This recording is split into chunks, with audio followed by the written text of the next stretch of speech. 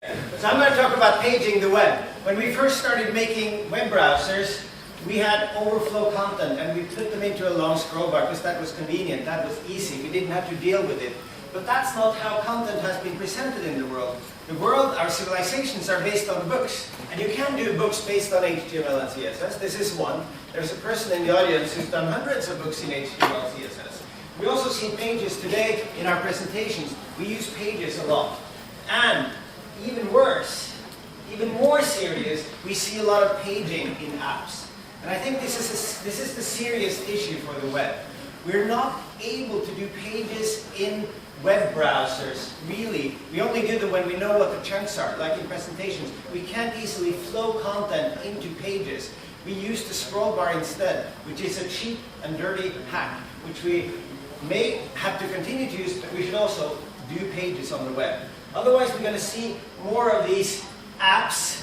This is a fantastic ebook you can purchase as an app through the Apple system.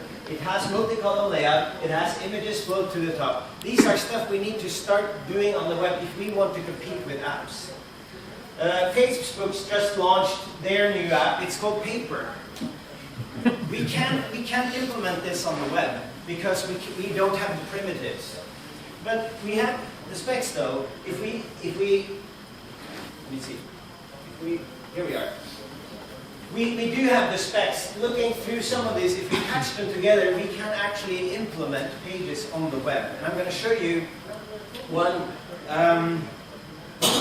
implementation of that, which we did in Opera. It does the paging. Instead of having a scroll bar on this page, you can use your finger. Of course, with a mouse and a PC, that doesn't feel as natural. But if you're using a tablet or a phone, this is really what you want to do. You don't really want to try to manage a scroll bar when you're on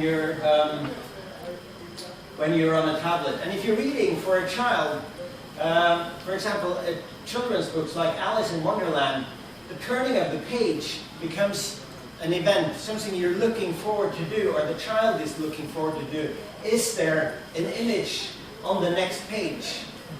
The turning is a feature, it's not a bug. So we want to do that. So when I made these demos, let me do one newspaper demo first. As you can see here, we have a multi-column layout, and we have an image floating to the top corner, and we have the URL up here, e1.html. Here we have an ad. I think people are more relaxed about ads when they're in magazines, when they can flip through them at their own pace, instead of having them being scrolled. Here we come to the end of the article, and I go to the next article. I continue, and you see the URL change there. And if I go back here, I go to the previous article. We need to make sure we can use gestures to go from one URL to another, not just click like the web is based on. We need to be able to do this as well. 29 seconds. I'm going to read a children's story for you. I was so inspired by Alice in Wonderland, so I wrote the book of Trolls. May I read it to you? I have 19 seconds. Yes! Go, book of Trolls. Do you know what a troll is? No. Troll is one of the few words that has made its way from Norwegian to English over the past decades. Not the ones you find on the internet, but the real ones.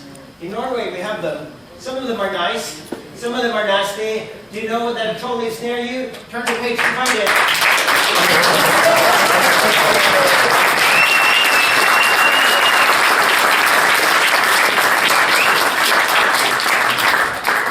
Can I just say, we're talking about this topic of digital publishing and Christmas at 8:30 tomorrow in this room.